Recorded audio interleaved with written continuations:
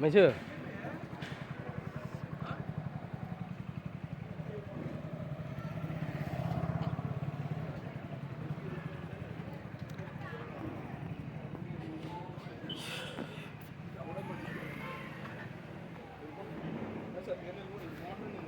ఇందుకే ఇందాకే చెప్పాను కానీ నీకు ఎలా కనపడక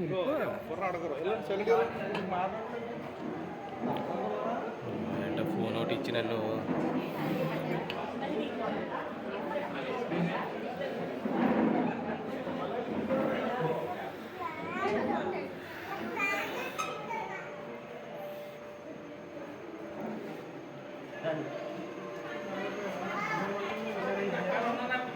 తప్పే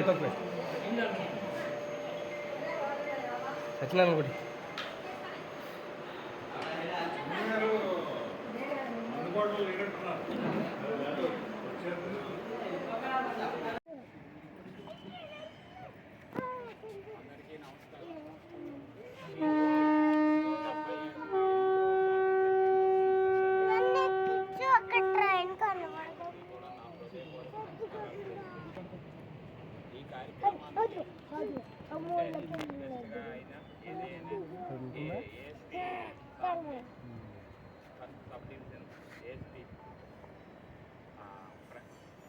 ప్రకాష్ గారిని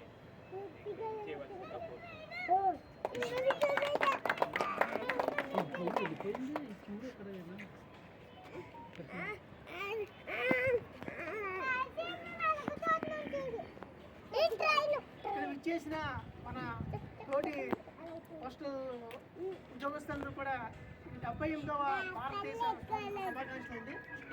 ఈరోజు ఎంతో ప్రత్యేకమైన ఎందుకంటే ఈరోజు మన ప్రత్యేకంగా అప్పటి భారతదేశ స్వాతంత్ర సమరయోధులు ఎంతో మంది ప్రముఖులు బాగా చాలా మంది మందులు ఉన్నారు. వాళ్ళందరూ కూడా మీ అందరి కృతజ్ఞతల మధ్య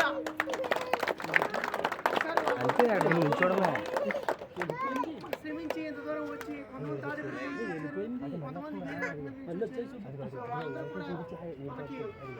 స్మరించుకుందాం.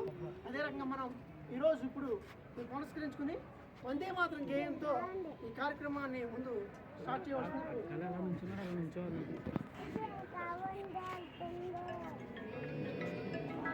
పడు వందే మాతరం సుజలాం సుఫలాం మలయజ శీతలాం సస్యశ్యామలాం మాతరం వందే మాతరం శుభ్రజ్యోత్స్న పులకితయామిని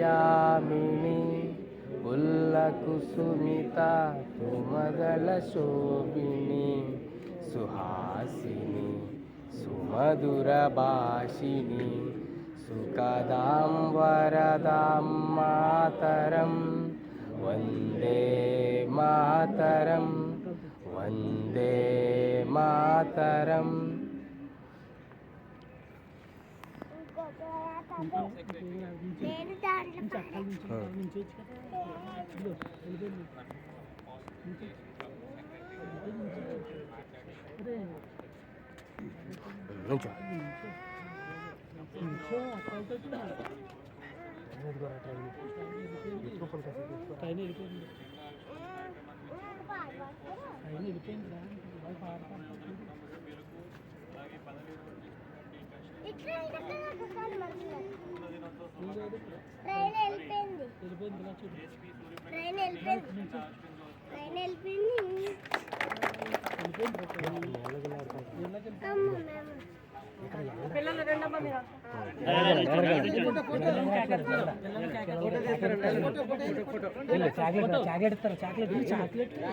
సరే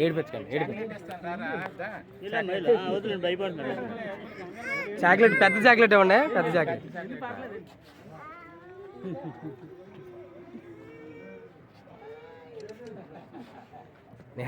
నిహాల్ వదిలే నిహాల్ అరే రివర్స్లో లాగాడానికి ఇప్పుడు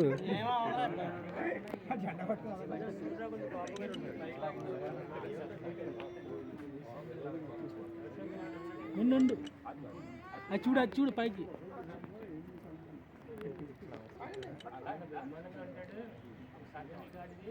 నిహాల్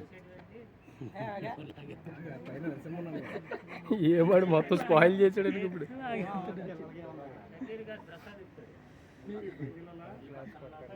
అప్పుడే కొట్టకూడదు రైట్, ఎప్పుడు కొట్టకూడదు, క్లాప్స్ కొట్టకూడదు ఎవరు. అలవాట్లు పొరపాటుగా కట్టారంట. చూసే జెండా వాళ్ళది.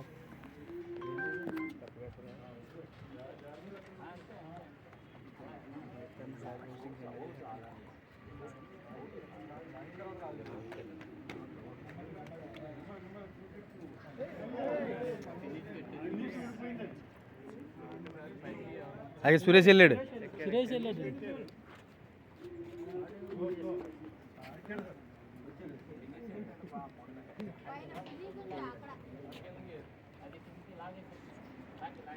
పైకి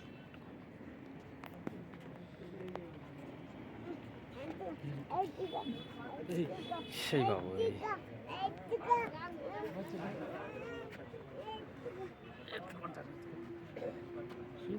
జెండా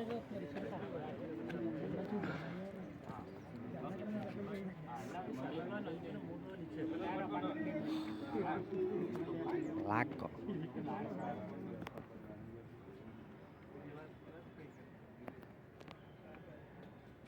సురేష్ లాగు.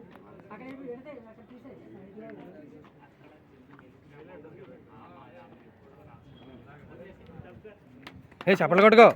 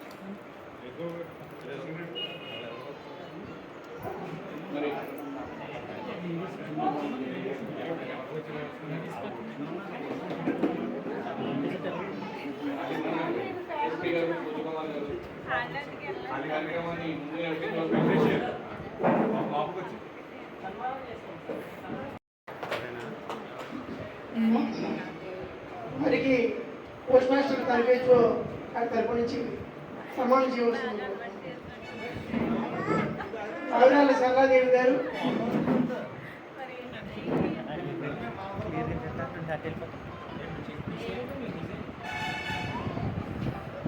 అనమల్లి విజయలక్ష్మి గారు, బ్యాంక్ మేనేజర్ విజయ్ గారు, అదే రకంగా మేడం గారు రచయిత ఇవ్వాల.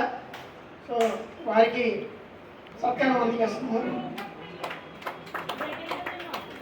తనిఖీలో రిక్రియేషన్ క్లబ్ తరఫు నుండి వారి యొక్క ఘనకీర్తి గావించిన కీర్తి శేషులు శంకు అప్పారావు గారి కుమార్తె శంకు మనోరావు గారిని కూడా ఈ యొక్క వేదికను అలంకరించవలసిందిగా మేము అందించే చిరు కానుక, చిరు సత్కారాన్ని అందుకోవాల్సిందిగా కోరుతున్నామని.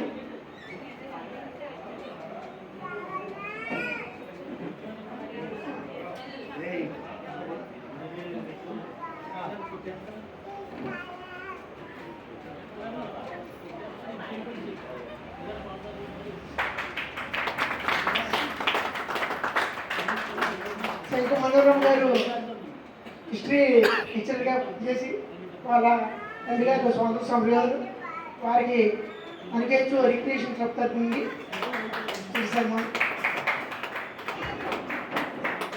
ఎమ్మెల్యే గారు చెప్పగానే ఆహ్వానించి వచ్చిన వావిరాల సరళాదేవి గారు సభకి ఆలోచించవలసిందిగా మేము ఇచ్చే శ్రీకాంత్ తీసుకోవాల్సిందే ప్రార్థిస్తున్నామని.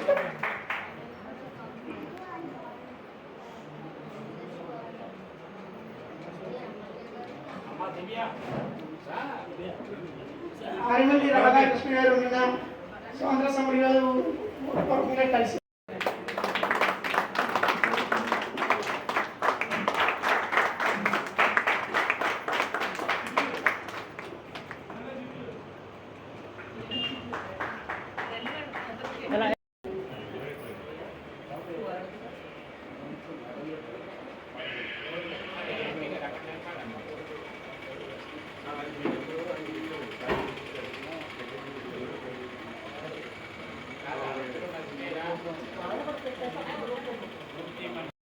రామచంద్రబాబు రమేష్ చంద్రబాబు గారిని కూడా సత్యానందించవలసిందిగా కోరుతున్నామండి. రమేష్ చంద్రబాబు గారు రాజుగారు కూడా పనిచేశారు. ఇలా పక్కకి రండి సార్, ఒక సైడ్కి రండి, ఒక పక్కకు ఉండాలి, ఒక పక్కకు ఉండాలండి, అడ్డంగా ఉండగలరు, అడ్డంగా ఉండగలరు. గోపదరాజు రమేష్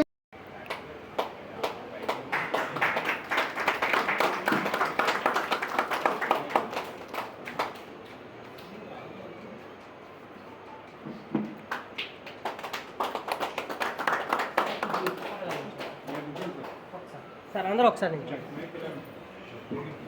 ఒకసారి మేడం ఒకసారి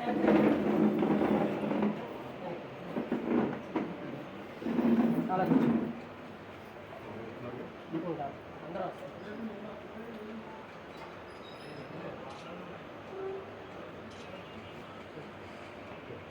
స్వాతంత్ర దినోత్సవ శుభాకాంక్షలు తెలియజేస్తాను. ఒకసారి శ్రీశ్రీ రాసినటువంటి పాట, పాడవోయి భారతీయుడా ఆడి పాడవోయి విజయ గీతిగా, పాడవోయి భారతీయుడా సాధించిన దానికి సంతృప్తిని చెందే, అదే విజయం అనుకుంటే పొరపాటోయి, ఆగబోయి భారతీయుడా కదలి సాగబోయి ప్రగతిదారులా, ఆగబోయి భారతీయుడా. వెలుగు నీడలు అనే సినిమాలో చాలా కాలం క్రితం శ్రీశ్రీ గారు రాసినటువంటి అన్నీ ఉన్నాయి. నిరుద్యోగం ఉంది, అరికతలు ఉన్నాయి, అవినీతి ఉంది, భారతదేశం ముందుకు వెళ్ళటం చాలా కష్టంగా ఉంది. ఈ సందర్భంలో వికసిత భారత్ అని చెప్తా ఉన్నారు. వికసిత భారత్ ఎప్పటికీ 2047 నాటి భారతదేశం వాస్తవంగా ఇండియా ఇది not a poor country but country of the poor people. భారతదేశంలో అన్నీ ఉన్నాయి. అల్లుడి నోట్లో శని, అల్లుడి నోట్లో శనిలాగా మన విధానాలు సరిగ్గా లేవు. ఆ విధానాలు ప్రధానంగా కార్పొరేట్ రంగానికి అనుకూలంగా ఉన్నాయి. కార్పొరేట్ రంగానికి అనుకూలంగా ఉండటం వల్ల మన దేశంలో ఈ యొక్క సంపద పంపిణీ సరిగ్గా లేదు. పంపిణీ ఎప్పుడైతే సరిగ్గా లేదో పేదలకి సామాన్య ప్రజలకి న్యాయం జరగట్ల.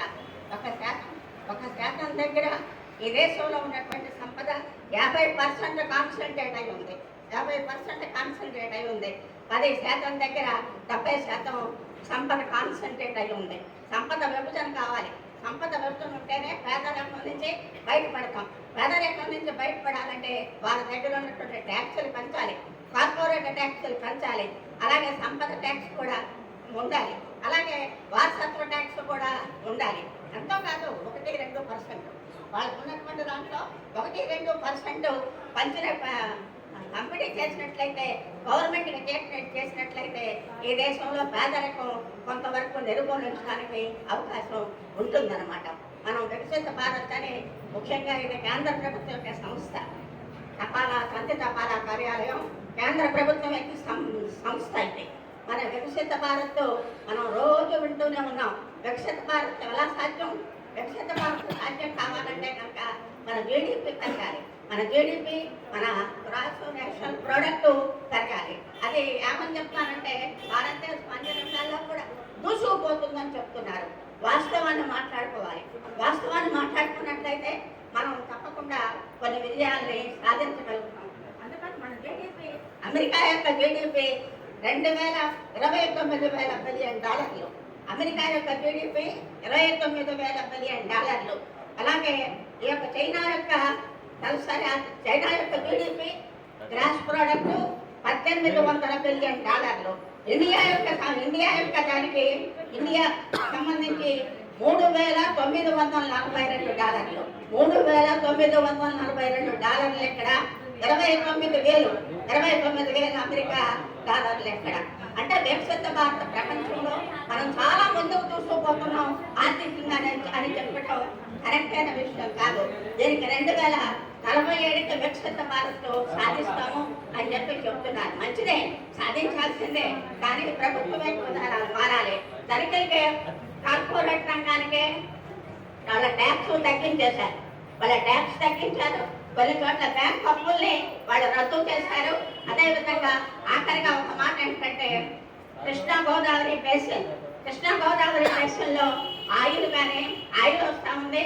సహజ ఆయిల్ అండ్ గ్యాస్ దానికి సంబంధించి రిలయన్స్ వాళ్ళు ఆ యొక్క గ్యాస్ అంతా కూడా ఆయిల్ కూడా వాళ్ళు ఎక్కువ బావుల్ని వాళ్ళు స్వాధీనం చేసుకుని ప్రభుత్వానికి ఇచ్చేది చాలా తక్కువ. ఇప్పుడు మన 15% ఇస్తున్నారంట, మనకైతే అది 50% ఇవ్వాలి. ఆంధ్రప్రదేశ్ కనుక రిలయన్స్ వాళ్ళ సంపాదనలో ఆ ప్రాఫిట్ లో 50% సెంటర్కి వెళ్ళాలి, 50% స్టేట్కి రావాలి. స్టేట్కి 50% వచ్చినట్లయితే చాలా ఉపయోగకరంగా ఉంటుంది ఆర్థిక పరిస్థితి. అది ఎందుకని చెప్తున్నానంటే ఇక్కడ ఈ కార్పొరేట్స్ ప్రధానంగా అది అదాని అంబానీ వాళ్ళకే సానుకూలంగా ఉంది ప్రభుత్వం యొక్క విధానాలు. అందుకని వాళ్ళు గవర్నమెంట్ తప్పకుండా పాలసీని మార్చవలసిన అవసరం ఉందని స్వాతంత్ర దినోత్సవం సందర్భంగా మీ అందరికీ తెలియజేస్తున్నందుకు నాకు చాలా సంతోషంగా ఉంది. దేశభక్తి, దేశాన్ని ప్రేమించి మంచిని పెంచుకున్నాడు గురజాడ అప్పారావు గారు. దేశం గురించి, సమాజం గురించి ఆలోచన చేయవలసిన రోజు ఇది. మన దేశం ఎటుపోతుంది, మన దేశం యొక్క ప్రభుత్వం యొక్క ఏ రకంగా ఉన్నాయి పాలసీలు అనే విధానాన్ని మనం చదువుకున్న వాళ్ళగా ఒకసారి పునశ్చరణ చేసుకోవడం. నేను పోస్టల్ డిపార్ట్మెంట్ ఆఫీస్కి నేను ఇదే రావడం ఎలా అంటే ఒక ఫీలింగ్ నాకు ఏమనిపించిందంటే సుబ్బారావు గారు మీ సభ్యుల ఆత్మీయత నాకు ఇక్కడ అడుగు పెట్టగానే నా పుట్టింటికి వచ్చినంత ఆనందం కలిగిందని అందరికీ రాత్రి నుంచి సుబ్బారావు గారు ఎంత ఆప్యాయతతోటి ఎంత అభిమానంతో పిలవడం చూశాను. ఆఫీస్లో అడుగు పెట్టాక ఆయన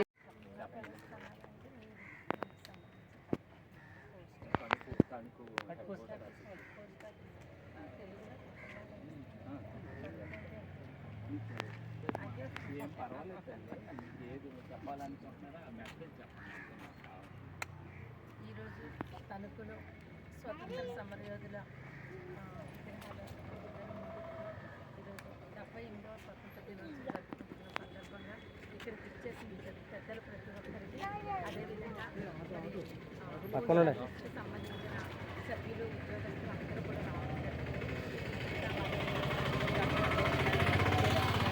వచ్చిన ప్రతి ఒక్కరికి ప్రతి ఒక్కరికి కూడా హృదయపూర్వక ధన్యవాదాలు. అదేవిధంగా స్వతంత్ర దినోత్సవ శుభాకాంక్షలు తెలియజేస్తున్నాను. ఈరోజు పోస్ట్ ఆఫీస్కి సంబంధించి గెస్ట్గా నన్ను ఆహ్వానించడం జరిగింది. చాలా సంతోషం, ఆనందం తెలియజేస్తున్నాను. ఎందుకంటే చాలాసార్లు ప్రతి స్వతంత్ర దినోత్సవం రోజున అనేక స్కూళ్ళకి అవి వెళ్ళడం జరుగుతూ ఉంటుంది. ఈసారి పోస్ట్ ఆఫీస్కి రావడం నాకు చాలా సంతోషం, ఆనందదాయకంగా ఉంది. ఎందుకంటే భారతదేశంలో ప్రముఖంగా కావాల్సిన వ్యక్తుల్లో మనకి జై కిసాన్, మరి అవి మనం ఎలా అనుకుంటామో ఒక దేశానికి జవాను, రైతు ఎంత అవసరమో అదేవిధంగా పూర్వకాలంలో పోస్ట్ ఆఫీస్కు సంబంధించిన వ్యక్తులు కూడా అంతే అవసరం. ప్రపంచంలో భారతదేశంలో మూడో వ్యక్తిగా దేశానికి అవసరమైన వ్యక్తి నిజంగా పోస్ట్ మ్యాన్ అనే ఖచ్చితంగా మనందరం కూడా గ్రహించాలి. ఎటువంటి సమాచారాన్నైనా సరే పూర్వకాలంలో అట్టడుగు అడవుల్లో ఉన్నా సరే మరి వెళ్ళి అందించేవారు పోస్ట్ మ్యాన్. వాళ్ళది చాలా కీలకమైన పాత్ర భారతదేశంలో పోస్ట్ మ్యాన్ది. ఇప్పుడంటే అనేక రకాల సదుపాయాలు, కంప్యూటర్ సిస్టమ్స్, ఆధునీకరణంగా ఎన్నో పరికరాలు వచ్చినాయి, కానీ వారిని ఎప్పుడు కూడా మనం మరవకూడదు. అయినప్పటికీ కూడా ఈరోజు పోస్టు కవర్లు ఇవ్వడం ఒక్కటే అని చాలామంది అనుకుంటూ ఉంటారు. అది తప్పు. వాళ్ళు దేశానికి అవసరమయ్యే ఎన్నో మరి ఉపయోగపడే అభివృద్ధి మార్గంలోకి వెళ్ళే ఎన్నో అవసరాలని తీర్చే వ్యక్తులు మరి పోస్ట్ ఆఫీస్లో ఉన్న పోస్ట్ మ్యాన్లు, ఇతరత అధికారులని తెలియజేసుకుంటూ ఈరోజు వారిచ్చే స్టాంపుల వల్ల ప్రపంచంలో మన కవర్ ఈరోజు ఎక్కడికైనా వెళ్తుంది. అటువంటి గొప్ప వ్యవస్థ మన భారతదేశంలో తపాలా వ్యవస్థని మీకు తెలియజేసుకుంటూ వారి అందరి సమక్షంలో ఈరోజు మరి ఈ స్వతంత్ర దినోత్సవ వేడుకలు జరుపుకోవడం చాలా సంతోషం, ఆనందదాయకని తెలియజేసుకుంటూ నాకు ఈ అవకాశం ఇచ్చిన సుబ్బారావు గారికి ప్రత్యేక అభినందన తెలియజేసుకుంటున్నాను. పయనించాలన్నదే నా విన్నపం. ఎందుకంటే ఈరోజు ఇంత స్వేచ్ఛతో మనం ఉన్నామంటే ఎంతో మంది స్వాతంత్ర సమరయోధులు కష్ట నష్టాలు పడి వారి రక్తంతో చింది వచ్చిన స్వేచ్ఛాయుతమైన దినం మన స్వతంత్ర దినోత్సవం. ఇటువంటి దినోత్సవం జరుపుకోవడం ఆనందమైనప్పటికీ మనం వెనక్కి వెళ్ళి ఆ స్వతంత్ర సమరయోధులు ఏ విధంగా మనకి తీసుకొచ్చారని ఆలోచించినట్లయితే కనుక ఎన్నో బాధలు ఇక్కడ తీసుకొచ్చారు. కాబట్టి వాళ్ళు ఇచ్చిన ఈ స్వేచ్ఛ అనే గౌరవాన్ని మనం సమృద్ధిగా అభివృద్ధిలోకి నడిపిస్తూ మంచి మార్గంలో పయనించాలని, అది యువతకి ఇక్కడ ఉన్న వాళ్ళందరూ కూడా ఏదో రకంగా తెలియజేయాలని మీ అందరికీ తెలియజేస్తూ నన్ను ఇక్కడికి ఇంత ఆహ్వానించినందుకు సుబ్బారావు గారికి వారి టీంకి మరొకసారి ధన్యవాదాలు తెలియజేసుకుంటూ చివరిగా నేను ఒక్క మాట, పోస్టల్ డిపార్ట్మెంట్ అంటే నాకు తెలిసిందాక అన్నాను జై జవాన్ జై కిసాన్ అని. ఎలాగో నా నానుడైతే మూడో వ్యక్తిగా జై పోస్టల్ డిపార్ట్మెంట్ అంటే, ఎందుకంటే పూర్వకాలంలో పోస్టల్ డిపార్ట్మెంట్ లేకపోతే మనిషికి ఒక ఉనికి నుంచి ఇంకొక ఉనికి అనేది తెలియని శూన్యమైన రోజుల్లో మొట్టమొదట ప్రతి విషయాన్ని కూడా ప్రజల్లోకి తీసుకెళ్ళింది పోస్టల్ డిపార్ట్మెంట్ సభ్యులని నేను తెలియజేసుకుంటున్నాను. ఎంతో రుణపడి ఉన్నారు పోస్టల్ డిపార్ట్మెంట్కి. నా చిన్నతనంలో నేను అబ్జర్వ్ చేసేదాన్ని, మనీ ఆర్డర్స్ అని వస్తుంటే ఆ మనీ ఆర్డర్ వచ్చేటప్పుడు ఆ తల్లిదండ్రుల ఆనందం కానీ పూర్వం పెద్దల ఆనందం కానీ నేను వారి కళ్ళల్లో సంతోషాన్ని చూసేదాన్ని. అటువంటి ఎంతో మంచి మంచి పనులు పోస్టల్ డిపార్ట్మెంట్ సభ్యులు పోస్ట్మెన్లు చేయడం మనందరికీ తెలిసిన విషయం. ఇప్పుడు ఆధునీకరణగా ఎంతో టెక్నాలజీ వచ్చినప్పటికీ పోస్టల్ డిపార్ట్మెంట్ పోస్ట్మెన్స్ వారి గౌరవం వారిదే కూడా నేను ఈ సభాపూర్వకంగా తెలియజేస్తాను. ఇంకొక విషయం ఏంటంటే పోస్టల్ డిపార్ట్మెంట్కి నాకు తెలిసి నేను ఇక్కడ అడుగు పెట్టకముందే నాకు తెలుసు చాలా ఇక్కడి నుంచి ప్రజలకు ఉపయోగపడే లోన్స్ ఇవ్వడాలు కానీ ఇవన్నీ చాలా వరకు ఉన్నాయి. కానీ అవి చాలా మందికి తెలియట్లేదు అన్నది నా అభిప్రాయం. ఇక్కడ పోస్టల్ డిపార్ట్మెంట్లో చేసే మీరు ప్రజలకి పనికొచ్చే ప్రయోజనకమైన పనులు చాలా మందికి, అంటే ఎక్కువ మీరంతా మిడిల్ క్లాస్ లో క్లాస్ వారికి ఉపయోగపడే మంచి లోన్స్ కానీ పథకాలు కానీ అవి ఉన్నాయి. అవి వెళ్ళడం లేదు. మీరు అట్లీస్ట్ ఒక 2 months ఒకసారైనా ఎక్కడైనా ఒక అవేర్నెస్ ప్రోగ్రామ్ పెట్టినట్లయితే కనుక పోస్టల్ డిపార్ట్మెంట్ డెవలప్మెంట్ ఇంకా చాలా బాగుంటుందని నా అభిప్రాయంగా మీ అందరికీ తెలియజేస్తూ, మాది స్వర్ణ క్లబ్ అని ఉందండి 20 years నుంచి. ఆ క్లబ్ ద్వారా మేము ఎన్నో అవేర్నెస్ ప్రోగ్రామ్స్ కూడా చేస్తూ ఉంటాం. మా క్లబ్ ద్వారా ఒకసారి ఒక మంచి కార్యక్రమాన్ని మీతో చేయించాలని అనుకుంటున్నాం. దానికి మీరు సహకరించినట్లయితే ఒక మంచి అవేర్నెస్ ప్రోగ్రామ్ మా క్లబ్ ద్వారా జనాల్లోకి తీసుకెళ్లేలాగా పెడతానని ఈ సభాపూర్వకంగా మీ అందరికీ తెలియజేస్తాను. నేను చూస్తున్నాను, పొద్దున్నే వచ్చాను బుద్ధి నుంచి చూస్తున్నాను. పోస్ట్ ఆఫీస్లో ఇంత స్ఫూర్తితో ఈ కార్యక్రమం జరగడం అనేది చాలా గొప్ప విశేషం. మేము సాధారణంగా ప్రతి సంవత్సరం ఆగస్ట్ 15 కానీ January 26 కానీ స్కూల్స్కి వెళ్తాం, కాలేజెస్కి వెళ్తాం, లేకపోతే లైబ్రరీస్కి వెళ్తాం. సరే బ్యాంక్లో ఏదైనా ఫ్లాగ్ స్కీమ్ ఉంటే దానికి వెళ్తూ ఉంటాం. కానీ పోస్ట్ ఆఫీస్కి రావడం లేదు మరోసారి. పోస్ట్ ఆఫీస్తో కానీ లైబ్రరీస్తో కానీ మాకున్న సంబంధం చాలా గాఢమైన సంబంధం. ఎందుకంటే ఎవరికైనా పోస్ట్ ఆఫీస్కి ఒక ఉత్తరం 2 ఉత్తరాలు వస్తాయి. మాకు పోస్ట్ ఆఫీస్ నుంచి ఎప్పుడూ ఉత్తరాలు వస్తూనే ఉంటాయి. ఎందుకంటే రేట్లుగా మేము పంపడం, వాళ్ళు మాకు పంపడం, పోస్ట్ మ్యాన్తో మాకు ఒక అవినాభావ సంబంధం ఎప్పుడూ ఉంటుందన్నమాట. పోస్ట్ మ్యాన్ వస్తున్నారంటే మాకు ఏదో ఆర్టీలు వచ్చినట్టు ఆనందం ఉండేది. అంతేకాదు ఒక సీనియర్స్కి పోస్ట్ ఆఫీస్ చేసుకున్న సర్వీసు చాలా ఒక ఉత్తమమైన సర్వీస్ చేస్తున్నారు. ఎంతోమంది సీనియర్స్ పోస్ట్ ఆఫీస్లో వాళ్ళు డిపాజిట్స్ చేసుకుని సంక్షేమ పథకాల్లో జాయిన్ అయ్యి చాలా లబ్ధిని పొందారు. అందులో నేను కూడా ఒకదాన్ని. నేను కూడా చాలా డిపాజిట్స్ ఇందులో వేసిదాన్ని వల్ల దాని ప్రయోజనాన్ని పొందిందాన్ని. అటువంటి పోస్ట్ ఆఫీస్ ఈరోజు టెక్నాలజీ వచ్చి అన్నీ మాయమైపోతున్నాయి. కుటుంబ సంబంధాలు మాయమైపోతున్నాయి, కమ్యూనికేషన్స్ మాయమైపోతున్నాయి. ప్రతిదీ ఒక సరుకు ఉంటే చాలు, ప్రపంచం అంతా అందులోనే ఉంటుంది.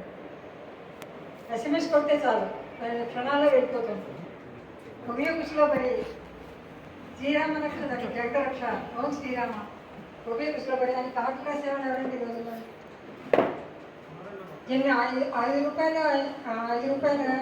కార్డు, చిన్న కార్డు అది. ఆ కార్డులో 30 లైన్లు రాసేవాడు సన్న అక్షరాలు దగ్గర. మేము రాసేవాళ్ళం. ఇలాంటి కవర్లు ఇలాంటి కవర్లు కానీ, తర్వాత కవర్స్ కానీ, పోస్టల్ స్టాంప్స్ కానీ ఎప్పుడూ వస్తూనే ఉంటాను నేను పోస్ట్ ఆఫీస్ స్టాంప్స్ తీసుకోవడానికి, స్పీడ్ పోస్ట్ చేసుకోవడానికి ఇటు. అందుకనే పోస్ట్ ఆఫీస్ అనేది మనకి భారతీయ జనజీవితంలో ఒక భాగం అన్నమాట. దాన్ని ఎవరు విడదీయలేరు. బహుశా ఎన్నో సందేశాలు మనకు వస్తుంటాయి, దాని నుంచి ఎన్నో మెసేజెస్ వస్తుంటాయి, ఎన్నో విషయాలు వస్తుంటాయి, మనకి యోగక్షేమాలు తెలుస్తుంటాయి. ఆ రోజుల్లోనే మరి అలాగే బతికాం, ఈ రోజుల్లోనే ఇలాగే బతుకుతున్నాం. ఈ పరిణామ క్రమంలో ఎన్నో మార్పులు వస్తున్నాయి. అన్ని మార్పుల్లో కొన్ని కాలగర్భంలో కలిసిపోతున్నాయి, కొన్ని కొత్త గుర్తుకు వస్తున్నాయి. మనకు అలవాట్లేని అట్లాంటి మనం ఆచరించవలసి వస్తుంది పరిస్థితి. ఏమైనప్పటికీ ఇవాళ పోస్టల్ డిపార్ట్మెంట్లో సుబ్బారావు గారు పెద్దవాళ్ళందరి ఆధ్వర్యంలో ఈ సభలో పాల్గొనడానికి గొప్ప విశేషంగా నేను భావిస్తున్నాను. ఎందుకంటే నేను అందరికీ మీకందరికీ సిబ్బందికి అందరికీ నా కృతజ్ఞతలు తెలియజేసుకున్నాను. ఇక అసలు విషయానికి వస్తే ఈరోజు ముఖ్యమైన పండుగ స్వాతంత్ర దినోత్సవం పండుగ. ఈ స్వాతంత్ర దినోత్సవం అనేది అనేక తరాలుగా 250 సంవత్సరాలు బ్రిటిష్ గవర్నమెంట్ పాలనలో మగ్గి జనాలు నానా అవస్థలు పడి, నానా కష్టాలు పడి, అంచెలంచెలుగా ఎన్నో ఉద్యమాలు లేవదీసి ఆ ఉద్యమాలన్నీ విఫలమయ్యి చివరి గాంధీ గారి నేతృత్వంలో భారత్ జోడో కార్యక్రమం వచ్చినప్పుడు, క్విట్ ఇండియా మూవ్మెంట్ వచ్చినప్పుడు మనకి 1947 అర్ధరాత్రి 14 తారీఖు అర్ధరాత్రి వేళ మనకి దేశాన్ని వదిలిపెట్టి వెళ్ళారు, స్వాతంత్రం వచ్చింది. ఈ స్వాతంత్రం రావడానికి ముందు అనేక ఉద్యమాలు జరిగాయి. ఎప్పటికప్పుడు చెల్లగిన ఉద్యమాలు అన్నింటినీ బ్రిటిష్ నియంతృత్వంగా వాళ్ళు వెనక్కి తొక్కేసేవారు. అవన్నీ చరిత్ర, పెద్ద చరిత్ర అండి. ఉద్యమ చరిత్ర అనేది ఒకరోజు చోట ప్రతి వాళ్ళు చదవాల్సిన చరిత్ర, చాలా ఉత్సాహభరితమైన చరిత్ర. మనం ఇప్పుడు ఫ్రీడమ్ పార్క్ వెళ్ళొచ్చాం. ఫ్రీడమ్ పార్క్లో 18 విగ్రహాలు పెట్టారు. ఫ్రీడమ్ స్ట్రగుల్లో పాల్గొని జైలు శిక్ష అనుభవించిన వాళ్ళు 18 మందే కాదండి, చాలామంది ఉన్నారు. మన తాతలు ముత్తాతలు ఎంతోమంది త్యాగంలో పోరాడితే మనకి ఉద్యోగం వచ్చింది. ఆ రోజుల్లో గొప్ప లీడర్షిప్ అనేది ఉండేది. ఒకళ్ళు లీడ్ చేస్తే అందరూ ఫాలో అయ్యేవారు. ఇప్పుడు మనం 77 సంవత్సరాలు మన స్వాతంత్రాన్ని అనుభవిస్తున్నాం. 77 సంవత్సరాలు పరిపూర్ణమైన స్వాతంత్రాన్ని మనం అనుభవిస్తున్నామా? నిజంగా స్వేచ్ఛ మనం అనుభవిస్తున్నామా? మన జీవితాలు ఎన్ని అభివృద్ధి చెందిన దేశాలు చేతుల్లో ఉన్నాయో మనకు అర్థమవుతుంది. అసలు మనం ఇలా బతుకుతున్నామంటే ఎన్నో అభివృద్ధి చెందిన దేశాలు ప్రమేయం ఇందులో ఉంది. మనకి తెలియకుండానే మన జీవితాలు ఇంకొక చేతుల్లోకి వెళ్ళిపోతున్నాయి. 75 సంవత్సరాల్లో ప్రగతి ఎంత సాధించారు? గాంధీ గారు అన్నారు, జీవితంలో స్వాతంత్రం వచ్చింది కానీ అభివృద్ధి అనేది ఒక రోజులో ఓవర్ నైట్లో వచ్చేది కాదన్నారు. ఓవర్ నైట్లో వచ్చేది, ఒక రోజులో ఎవరు ఆశించలేదని. కానీ 75 సంవత్సరాల్లో హ్యావ్స్ హ్యావ్నాట్స్ అలాగే ఉన్నారా? హ్యావ్స్ హ్యావ్నాట్స్ అలాగే ఉన్నారు. ప్రజాస్వామ్యం, of the people, by the people and for the people అన్నారు. అందరూ ప్రజలే, అందరూ ప్రజలే. కానీ ప్రజలు ఎంతమంది సుఖంగా బతుకుతున్నారు, ఎంతమంది ఆర్థిక స్వాతంత్రంతో బతుకుతున్నారు, ఎంతమంది అవినీతికి పాల్పడకుండా బతుకుతున్నారు అన్నది ప్రతి ఒక్కళ్ళు ఈ రోజులో ఆలోచించుకోవాల్సిన విషయం. మనకి నాయకులు ఉన్నారు, వీధికి నాయకులు, పేటకి నాయకులు, ఊరికి నాయకులు, వర్గ నాయకులు, కుల నాయకులు, ధన నాయకులు, రకరకాల నాయకులు వస్తున్నారు. కానీ ధర్మబద్ధమైన నాయకత్వం మనకు కావాలి. దేశం అభివృద్ధి చెందాలంటే ధార్మిక నాయకులు కావాలి. గాంధీ గారు ధార్మిక నాయకులు, సుభాష్ చంద్రబోస్ ధార్మిక నాయకులు. ఆనాటి వాళ్ళందరూ, మనం చూసిన వాళ్ళందరూ ధార్మిక నాయకులు. ధర్మబద్ధంగా జీవించారు, ధర్మబద్ధంగా జీవించమని మనకందరికీ బోధించారు. కాబట్టి ఆ రోజుల్లో జనం కూడా వాళ్ళు ఫాలో అయ్యారు. ఎందుకంటే జనం పుట్టిన ఫాలో అవ్వాలంటే ఎవరిని కూడా చెప్పారు లేకపోమంటారు, అంతే కదా. వాళ్ళేం తక్కువ వాళ్ళు కాదు, తెలివి తక్కువ వాళ్ళు కాదు. కానీ వాళ్ళు ఆచరించి చూపించారు కాబట్టి గాంధీ గారిని అంతమంది ఎన్ని కోట్ల మంది ఫాలో అయ్యారు. ఆయన ఏం చెప్తే అది చేశారు. ఆ స్వరస్వాన్ని ఆయనకి రేడు చోటికి దారిపోశారు. ఆడవాళ్ళ దగ్గర నుంచి, పురుషుల దగ్గర నుంచి యువకులు కూడా త్యాగం చేస్తారు, జీవితాలు త్యాగం చేశారు. పిల్లలు పట్టించుకోలేదు, భార్య పిల్లలు పట్టించుకోలేదు, ఆస్తులు పట్టించుకోలేదు, భవిష్యత్తు అనేది ఎలా ఉంది, వాళ్ళ భవిష్యత్తులో ఎలా బతుకుతారని పట్టించుకోలేదు. ఒక్కటే లక్ష్యంతో పోరాడేవారు. అది లీడర్షిప్ అంటే అన్నమాట. గాంధీ గారు ఆ లీడర్షిప్తో దాన్ని ధార్మికంగా ప్రవర్తించారు. సత్యం అహింసతో దాన్ని స్వాతంత్రాన్ని సాధించారు. హాఫ్ నేకెడ్ గాంధీజీ అనేవారు ఆయన బ్రిటిష్ వాళ్ళు. ఏమి ఉండేది కాదు. నా దేశంలో ఇంతమంది అన్నం తినకుండా ఉంటుంటే నేను కట్టుకుంటా భోజనం అనేది మేకపాలు దాన్ని పెట్టుకుని వ్యక్తి ఆయన ఆదర్శం కాబట్టి ఇంకెవరి ఆదర్శం ఉంది? సుభాష్ చంద్రబోస్ గారు ఈ దేశంలో సైనిక శక్తిని మనం ఎదుర్కోవాలంటే మనం కూడా సైనిక బలాన్ని పొందాలి అని ఇతర దేశాలకు వెళ్ళి సైనిక శక్తిని సమీకరించుకుని పోరాడాలి అని ఆయన పోరాడారు. వాళ్ళందరూ ఆ నాటకాలు, జయప్రకాష్ నారాయణ గారు, వీళ్ళందరూ నేతాజీ సుభాష్ చంద్రబోస్ గారు, జవహర్లాల్ నెహ్రూ గారు, మోతీలాల్ నెహ్రూ గారు, వీళ్ళందరూ ఒక ధార్మిక బద్దమైన జీవితం గడిపారు కాబట్టి దేశానికి స్వాతంత్రం వాళ్ళు తీసుకురాగలిగారు. ఆ స్వాతంత్రాన్ని కాపాడుకోవాలంటే మనకి ధర్మబద్ధమైన నాయకత్వం కావాలి. నాయకత్వం కావాలి. నాయకత్వాన్ని ఎక్కడి నుంచో రాదండి, మనమే అనుకుంటున్నాం, మనం ఎంచుకుంటున్నాం. అవునండి. మనం ఎంచుకుంటున్న నాయకులే మనకి పాలిస్తున్నారు, ఎవరిని అనుకోవచ్చున్నారు. ఇలా పాపం కళా తిరిగిన ఒక సామెత ఉంది. ప్రతి వాడు ఇందులో బాధ్యులు. ప్రతి ఒక్క 18 సంవత్సరాలు దాటిన ఓట్లోకి వచ్చిన వాళ్ళందరూ ఇందులో బాధ్యులు. దాంట్లో ఓపెన్ అయిపోయింది. వాళ్ళు 4,000 ఇస్తున్నారు, వీళ్ళు 5,000 ఇస్తున్నారు, వీళ్ళు 3,000 ఇస్తున్నారు. ఇది ఎంత అవినీతి చెప్పండి. మనం ఓటుకి ఎప్పుడైతే అమ్ముకుపోయామో మనం ఒక నాయకుడు అమ్ముకుపోయినట్టే. వాళ్ళు కొన్ని కోట్లు ఖర్చు పెడుతున్నారు పదవికి పొందాలంటే. ఆ కొన్ని కోట్లు ఖర్చు పెట్టి ఎన్ని కోట్లు సంపాదిస్తున్నారు? దానికి బలహీనత ఎవరికి మనదే కదా. అది ఆలోచించుకోవాలి. నిజాయితీగా ఓటు వేయడం అనేది ఒక నేర్చుకోవాలి. నిజాయితీ అనేది లీడర్షిప్ క్వాలిటీస్లో చాలా ముఖ్యమైనది. ఆ నిజాయితీ కావాలి. మనకి స్వాతంత్రం వచ్చిన తర్వాత 14 సంవత్సరాలు పట్టిందండి గోవా విముక్తికి. గోవా చిన్న కంట్రీ, టెరిటోరియల్ పోర్షన్, మన ఇండియాలో భాగమే. దాన్ని ఆ పోర్చుగీసులు అంటారు, పోర్చుగీస్ వారు. ఇది మాది, మేము వదలమన్నారు. స్వాతంత్రోద్యమానికి ఎంత రక్తపాతం చెందించారు. సైనిక శక్తిని సమీకరించి ఆ గోవాని మనం స్వతంత్రం చేసుకోవాల్సి వచ్చింది. ఎందుకు వచ్చింది? లేదు, లీడర్షిప్ లేదు. ధర్మబద్ధంగా నడిచే లీడర్షిప్ లేక సైనిక బలాన్ని ఉపయోగించి దాన్ని మనం పొందగలిచాం అన్నమాట. అందుకని ఏది రక్తం చెందకుండా స్వాతంత్రం రావాలని పోరాడిన వాళ్ళు ఆనాటి వాళ్ళు. ఈనాటి వాళ్ళు అలా ఉన్నారా అని అంటారు. రవీంద్రనాథ్ ఠాగూర్ గారు ఒకసారి ఒక మాట ఉన్నారండి. విధివశాత్తు విధి చక్రం నడుస్తుంటే ఆంగ్లేయులు ఒకరోజు కాకపోతే ఒకరోజైనా దేశాన్ని విడిచిపెట్టుకోవాల్సిన సందర్భం వస్తుంది. ఆ సందర్భంలో వాళ్ళు ఎలా పెడతారు? దేశాన్ని ఏ పరిస్థితిలో వదిలేడతారు? దేశ పరిస్థితి దయనీయంగా ఉంటుంది. వాళ్ళు అంత సుదీర్ఘమైన పాలనలో వాళ్ళు ఆ పరిపాలన వైఖరిని ఉన్నారు. వాళ్ళ పరిపాలనే ఆయన రవీంద్రనాథ్ ఠాగూర్ కూడా వైఖరిని అనుకోవచ్చు. వైఖరి అంటే తెలుసు కదండి. ఆ వైఖరితో పోతారు. ఆ వైఖరిని ఎండిపోయిన ఆ వైఖరిని, ఎంత కల్మషాన్ని, ఎంత కాలుష్యాన్ని, ఎంత విషయాన్ని మన దేశంలో వదులుకోకుండా అన్నారు. ఆయనే కానీ చెప్పుకుంటే ఈ స్వతంత్ర భారత వైఖరి గురించి ఆయన ఏమైనా నిర్వచిస్తారండి? రవీంద్రనాథ్ ఠాగూర్ గారు ఈ రోజు ఉన్నారంటే ఈ స్వతంత్ర భారత వైఖరిని, ఇది వైఖరినే కదా, కాదంటారా? ఈ వైఖరిని ఆయన ఏమైనా విమర్శిస్తారు చెప్పండి, ఏమని చెప్తారు చెప్పండి? మన దేశం ఎత్తిపోతుంది, దాన్ని ఎలా ఉపయోగించుకుంటున్నాం మనం? దీని అంతటికీ మనం ఎంచుకున్న నాయకులే, మనం ఎంచుకున్న వాళ్ళని ప్రయోజనం లేదండి. మనమని ఎలివేట్ అవ్వాలి, మనం ఎడ్యుకేట్ అవ్వాలి. మన ప్రజాస్వామ్యం మనమే చేసుకుంటాం. వాళ్ళంటారు మీరు ఎన్నుకున్నారని మేము చేస్తూ ఉంటాం. అంటే మనకి టెరిటోరియల్ స్వాతంత్రం వచ్చింది కానీ ఆర్థిక స్వాతంత్రం రాలేదు.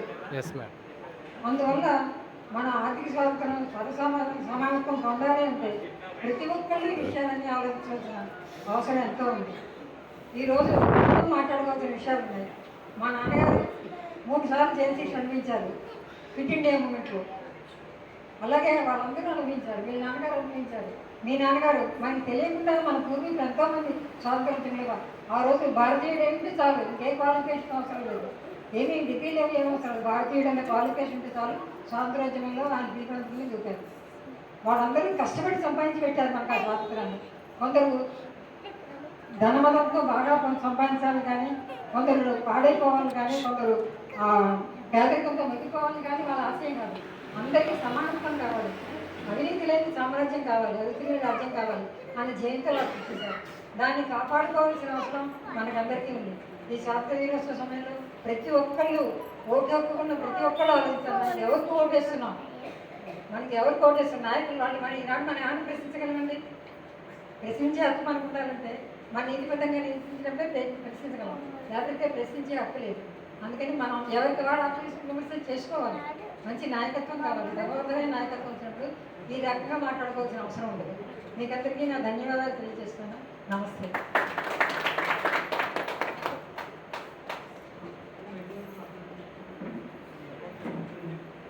జయలక్ష్మి గారికి సోషల్ రిక్రియేషన్ తరఫు నుంచి ప్రత్యేకమైన ధన్యవాదాలు అండి. అంటే